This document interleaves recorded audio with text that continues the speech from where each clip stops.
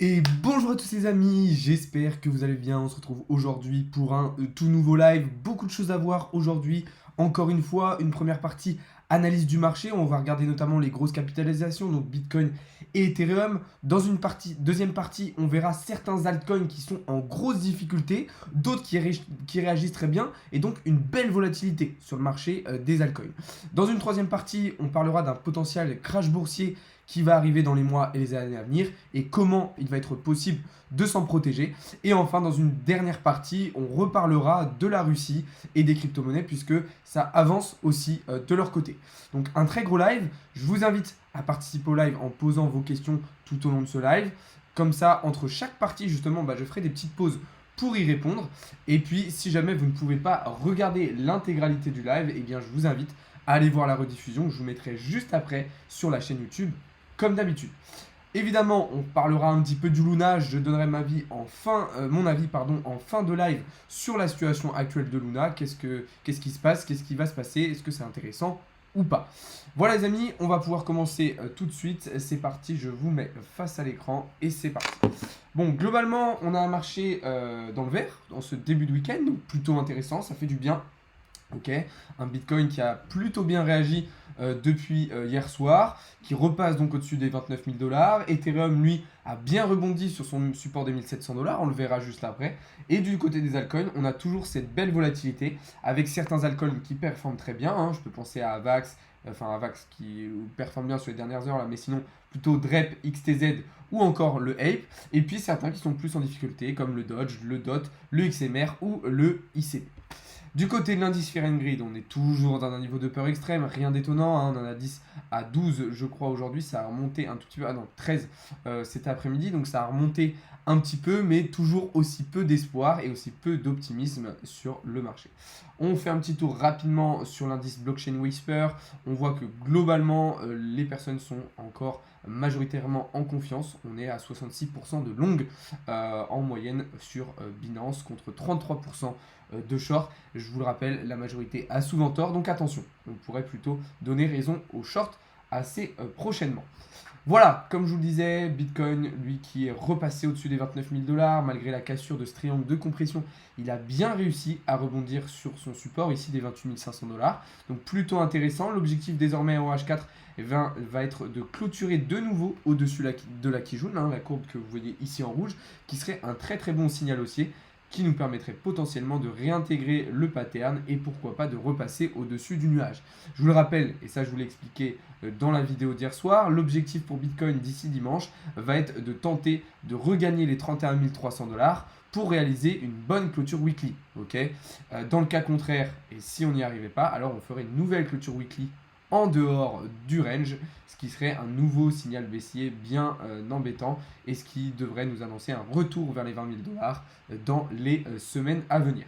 Je rappelle qu'à la fin de la semaine, il va y avoir aussi la clôture monthly qui va être extrêmement importante et qui s'annonce d'ailleurs extrêmement compliquée puisque comme vous le saviez, on avait pour objectif de clôturer ce mois-là au-dessus de la Kijun là aussi pour valider le double bottom et garder ce scénario haussier. Visiblement ça ne va pas être le cas, c'est même quasiment totalement impossible puisqu'il faudrait que Bitcoin repasse au-dessus des 37 850 dollars d'ici 3 jours, donc ça me paraît extrêmement compliqué, enfin 3-4 jours, donc ça me paraît extrêmement compliqué.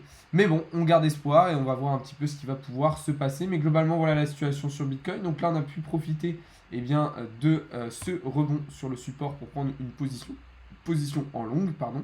Maintenant, voilà, prise de profit assez rapide pour moi. Je vais éviter de rester trop longtemps exposé sur le cours du Bitcoin.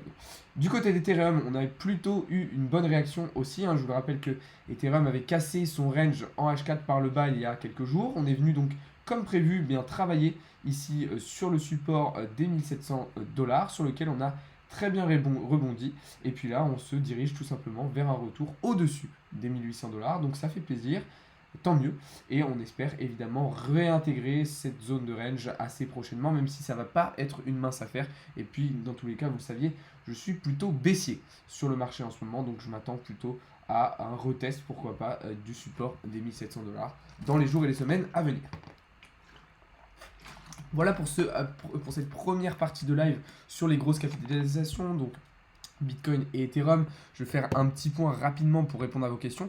Et puis très très rapidement, on va pouvoir regarder ce qui se passe en fait du côté des altcoins, puisqu'on a des choses très très intéressantes à voir, des grosses baisses, des grosses hausses, etc. etc. Alors comme je vous l'ai dit, si je regarde les messages, mais je ne peux pas les regarder en continu. C'est-à-dire que quand je suis en phase d'explication, je ne peux pas regarder mon téléphone en même temps. Donc c'est pour ça que comme je vous dis à chaque fois, eh bien, ah, vous m'entendez pas? Merde, comment ça se fait que vous m'entendez pas? Ah merde, comment ça se fait? Il y a toujours pas de son sur TikTok? Si vous m'entendez? Ok, bon bah parfait. Maintenant oui, ok. Bon, moi je sais pas quel était le problème. Donc comme je vous dis, si vous inquiétez pas, je réponds aux questions, je fais des pauses justement entre les différentes parties du live justement pour répondre à vos questions.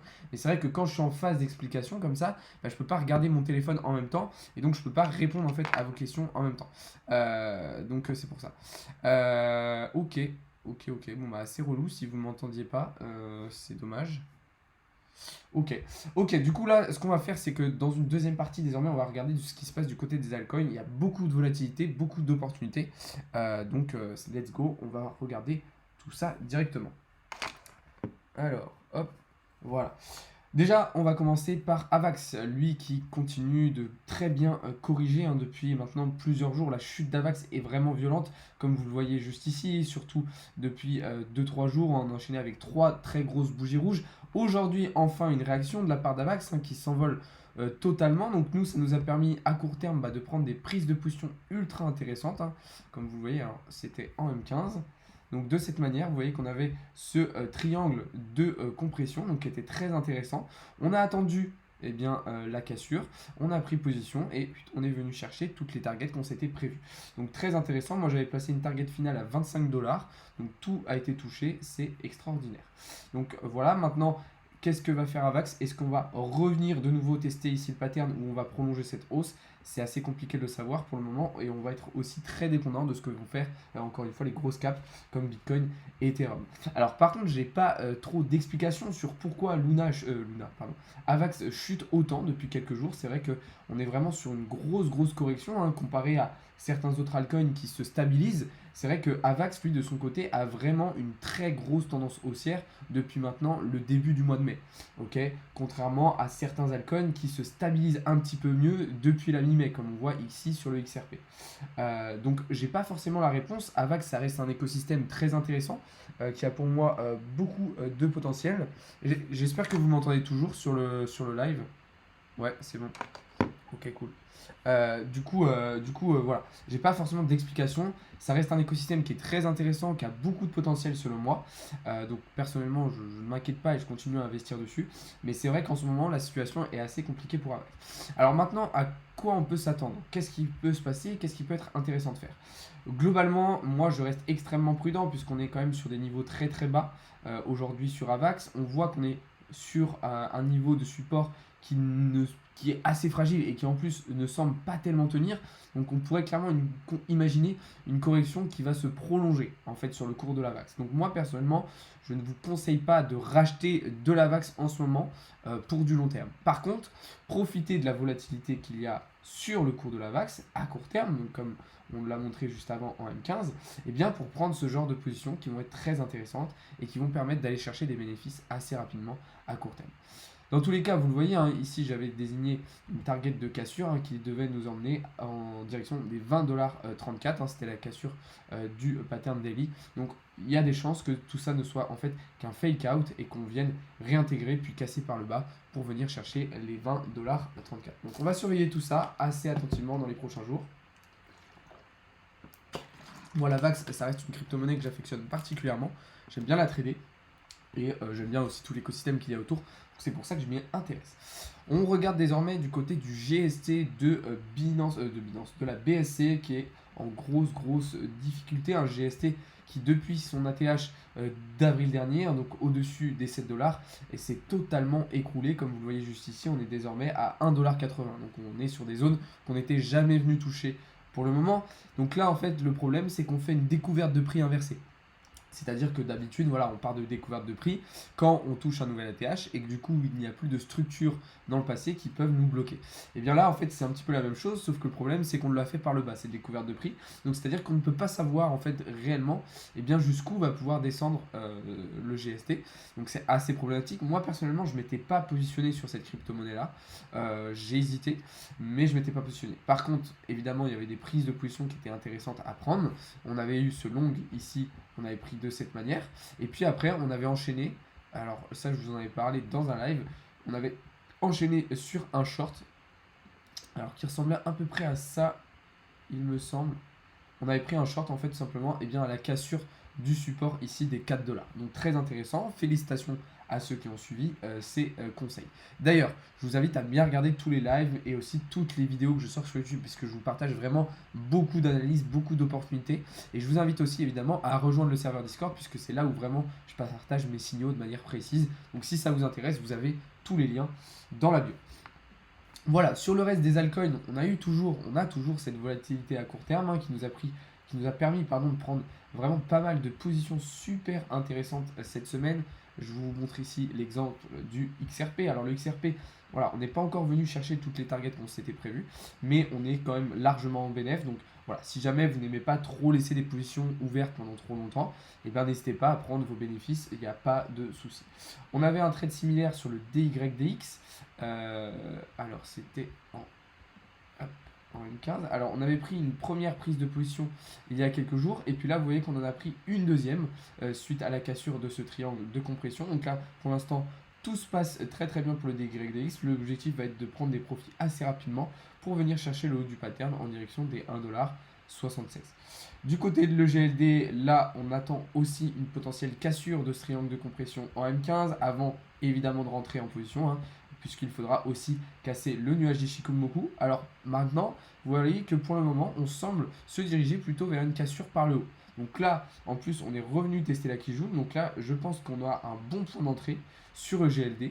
Un bon point d'entrée qui va nous permettre de rentrer en longue. Et donc personnellement, je vais annuler le trade précédent. Alors maintenant, comment on va faire Vous voyez qu'on va utiliser déjà cette zone de support intermédiaire au sein du triangle. Donc au niveau des 68,96$. Et maintenant, en termes de take profit, alors ce qu'on va faire ici, c'est qu'on va prendre la hauteur du triangle de cette manière. Regarde, excusez-moi, une petite erreur. On va prendre la hauteur en fait du triangle et on va reporter cette hauteur au niveau de l'endroit de cassure. Ce qui va nous donner des targets en direction des 73,48$ environ pour EGLD. Donc là, ça fait qu'on a un très très bon ratio risque-récompense sur notre trade, donc très intéressant.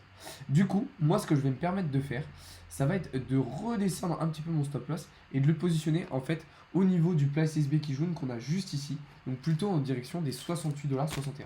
Ça me permet de garder quand même un ratio risque récompense très intéressant de 5,32, ce qui est vraiment idéal, hein, c'est très très bien. Donc voilà un petit peu la prise de position qui peut être intéressante sur le GL. Maintenant attention, on reste dépendant encore une fois des grosses capitalisations, donc comme le Bitcoin. Donc et soyez extrêmement prudents puisque on n'est pas à l'abri encore une fois d'un retournement de situation qui pourrait nous mettre en difficulté. Mais voilà, je précise évidemment aussi que ce n'est pas du conseil en investissement. Là, je vous partage en direct une opportunité, une analyse. Maintenant, voilà, faites bien vos propres recherches avant de prendre une position. Là, ce qui aurait pu être intéressant aussi, ça aurait été d'utiliser les extensions de Fibonacci pour se fixer des targets. Et d'ailleurs, en utilisant les extensions de Fibonacci, on se rend compte qu'on tombe quasiment... Alors là, en plus, je les ai mal tracés. C'est pour ça. Hop. Et si je les trace bien... Voilà. Eh bien, on tombe quasiment voilà, sur les mêmes zones de profit qu'on avait identifiées en mesurant la hauteur du triangle. Donc très intéressant. Moi, je trouve ça vraiment pas mal du tout comme trade. Donc je pense que je vais vous envoyer le signal dans tous les cas dans le serveur Discord juste après, puisque pour moi, c'est vraiment une prise de position ultra intéressante avec un très beau ratio risque récompense.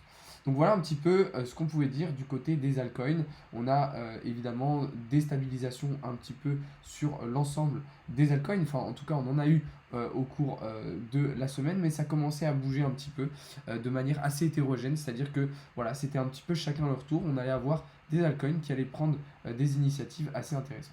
Là, ce qu'on pourrait identifier aussi sur le GMT, c'est un autre triangle de compression. Alors moi personnellement, je vais le tracer de cette manière. Voilà, je vais remonter un tout petit peu pour que ça soit valide. Voilà. Je vais pas prendre en compte en fait cette partie-là, sinon j'aurais pu tracer effectivement comme ceci. Mais je vais plutôt prendre en compte ce triangle qui est pour moi très intéressant. Là, ce qu'il va falloir surveiller sur le GMT, ça va être la potentielle cassure du nuage d'Ishimoku. Et si c'est le cas, eh bien ça nous permettrait de prendre une position en longue très intéressante avec pour objectif de revenir chercher le haut du pattern. En termes de stop loss, eh bien on va tout simplement utiliser ici le support des 1$, hein, donc avec le plat du nuage juste ici, ce qui permet d'avoir un ratio risque-récompense de 2,32 sur le trade. Donc là aussi, on a quelque chose de très intéressant. Maintenant, attention, voilà, rien n'est fait. Peut-être qu'on va être rejeté par le nuage d'Ishimoku et finalement qu'on reviendra travailler sur le bas du pattern. Voilà un petit peu pour cette deuxième partie de live sur les altcoins.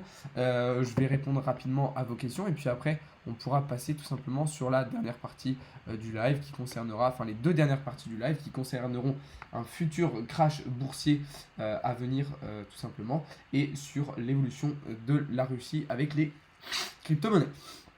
Vous voyez que j'ai d'ores et déjà arboré le maillot du Real pour ce soir. Comme vous savez, c'est la finale de Ligue des Champions. Donc voilà, dites-moi d'ailleurs dans le chat un petit peu si vous suivez le foot, si vous êtes plutôt pour le Real ou pour Liverpool. Mets le focus sur ton graphique car là on voit que ta main... Ah merde, désolé. Désolé, il y a... Enfin, ça se passe comment... Alors ouais, d'ailleurs dites-moi aussi dans le chat, est-ce que vous avez du Luna les gars? Est-ce que vous avez racheté du Luna? Est-ce que vous avez pu participer? Est-ce que vous avez pu profiter du airdrop qui a été fait par Luna? Dites-moi un petit peu dans le chat, ça m'intéresse. Sinon les amis, je vous invite aussi à venir me suivre un petit peu sur les différents réseaux sociaux, hein, notamment sur des serveurs Discord, mais aussi sur le compte Instagram et Twitter, puisqu'il y a un nouveau concours qui va arriver très très prochainement. Donc si vous voulez participer, eh bien venez me suivre un petit peu partout. Vous cliquez sur le lien dans la bio et vous avez tous les liens. T'avais racheté à 1€ toi Nico? Ok. Luna est sorti sur Bybit aujourd'hui. Ouais, le nouveau Luna va être relisté en fait. Ils vont être remis aussi sur Binance en futur, sur FTX aussi en futur, si tout se passe bien évidemment. Donc ça peut être intéressant. Ça peut être très intéressant. Désolé les gars, je suis un peu enrhumé, mais j'espère que vous me comprenez quand même.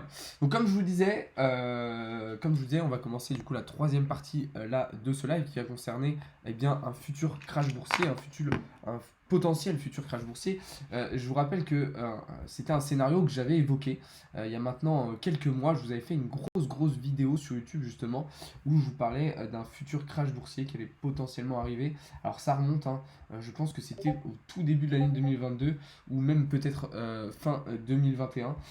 Donc je vous avais parlé de l'éventualité d'un crash boursier qui pourrait arriver sur l'ensemble des marchés financiers en fait. Globalement, ça semble inévitable au vu de la situation aujourd'hui économique et monétaire internationale, au vu aussi des enjeux climatiques, en vue aussi des enjeux diplomatiques. On le voit avec la guerre aujourd'hui entre l'Ukraine et la Russie. On voit un marché des actions qui est en difficulté, hein, puisqu'on a des actions comme Netflix, comme Facebook, comme Amazon, qui perdent de la valeur, qui sont en difficulté. Alors même si là on voit Netflix qui remonte, mais globalement on a un marché des actions qui est en difficulté.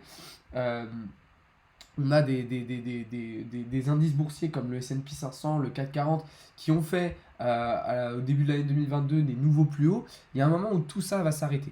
Ce qu'il faut comprendre aussi, et je vous en parle assez régulièrement, c'est que la Banque Centrale Européenne injecte des millions et même des milliards de liquidités sur les marchés et que tout ça en fait ça retarde juste la chute. Si vous voulez comprendre un petit peu mieux tout ça, parce que je ne vais pas m'éterniser sur de la macroéconomie, je sais que ça n'intéresse pas forcément tout le monde, je vous conseille d'aller suivre sur Twitter Anis Lajnef. C'est un ancien trader qui parle d'économie aujourd'hui, voilà, qui montre qu'on est dans un système économique qui est voué à s'écrouler totalement dans les années à venir. Donc je vous invite à aller le suivre. D'ailleurs, je crois qu'il vient de sortir sa première vidéo sur YouTube, donc je vous laisse aller voir tout ça, sur sa chaîne YouTube à lui. Donc je vous laisse aller voir tout ça. Mais voilà, maintenant alors la question qu'on peut se poser, maintenant qu'on sait qu'il va y avoir ce crash boursier, c'est comment on va s'en protéger? Comment on va s'adapter? Comment on va éviter de subir trop ce crash boursier? Déjà la première chose, ça va être d'investir un maximum votre argent dans des choses qui vont vous rapporter des revenus passifs. Donc ça va être investir dans l'immobilier, investir par exemple dans des montres, investir dans des jeunes startups avec un potentiel futur, ok. Donc dans tout ce qui va être nouvelles technologies, dans tout ce qui va être, énergie renouvelable, etc., etc.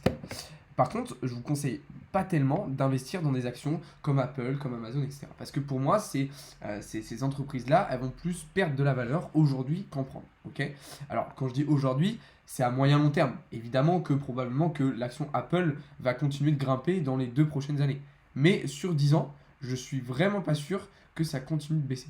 De monter, pardon. Donc comme je vous disais, bah, ça va être d'investir un maximum. Ça va être d'investir un maximum pour éviter en fait d'avoir trop de cash. Quand je dis cash, c'est pas forcément des billets, ok. Quand je vais dire cash ici, je vais aussi parler de la liquidité que vous allez avoir sur votre livret A, sur votre compte courant, etc. Évitez un maximum d'avoir trop d'argent en fait sur ces comptes-là, puisque cet argent-là est voué à perdre énormément de valeur dans les années à venir. Et c'est déjà le cas. Aujourd'hui, avec l'inflation, votre argent perd déjà de la valeur. Ok. Par exemple, vous le savez, hein, mais on a un livret A aujourd'hui, pour ceux qui sont en France, qui est à 0,5% d'intérêt annuel. Sachant qu'à côté, on a une inflation qui est à 4%, faites rapidement le calcul et vous vous rendez compte que votre argent perd de la valeur. Donc ça va être d'éviter ça aussi. Mais comme l'a dit, et comme vous l'avez vu à l'écran juste avant, voilà, il y a un milliardaire américain qui est spécialisé justement dans l'investissement, et bien qui recommande justement pour se protéger de ce krach boursier d'investir dans les crypto-monnaies. Et c'est vrai que on le sait, les crypto-monnaies sont vouées potentiellement à remplacer en fait le système monétaire actuel, et donc du coup ça pourrait être intéressant d'investir dans le secteur des crypto-monnaies pour s'assurer en fait une certaine sécurité, puisque potentiellement un système de paiement en crypto-monnaie pourrait voir le jour de manière totale, et du coup en fait on aurait, enfin, en tout cas les personnes qui auraient investi dans les crypto-monnaies auraient un temps d'avance, auraient une sécurité, auraient une assise en fait. Donc son nom, le nom de l'investisseur, alors je crois pas que je l'ai. Est-ce que je l'ai le nom de l'investisseur en question? Bill Miller. C'est Bill Miller, le nom de l'investisseur. Donc voilà. Après, voilà, aujourd'hui, on le sait, hein, globalement, les chefs d'entreprise, les milliardaires comme ça, les personnes vraiment très très riches investissent dans les crypto-monnaies. C'est le cas de Michael Saylor, par exemple, ou Tim Cook. Voilà, on le sait, c'est des personnes qui investissent dans les crypto-monnaies. Et on le sait aussi, ça peut être une réelle alternative pour vous protéger. Mais au-delà de vous protéger, ce qu'il faut comprendre aussi, c'est que les crypto-monnaies, ça reste tout de même un outil qui va vous permettre d'augmenter votre capital de manière rapide. Aujourd'hui, c'est l'un des investissements encore aujourd'hui qui va vous permettre d'augmenter votre capital très rapidement. Il y avait un investisseur français, Oussama Aouar, je ne sais pas si vous connaissez, à qui on avait posé la question de si on voulait partir de zéro pour avoir un capital assez rapidement en 2022, qu'est-ce qu'il fallait faire? Et il avait clairement répondu que les crypto-monnaies étaient la meilleure option.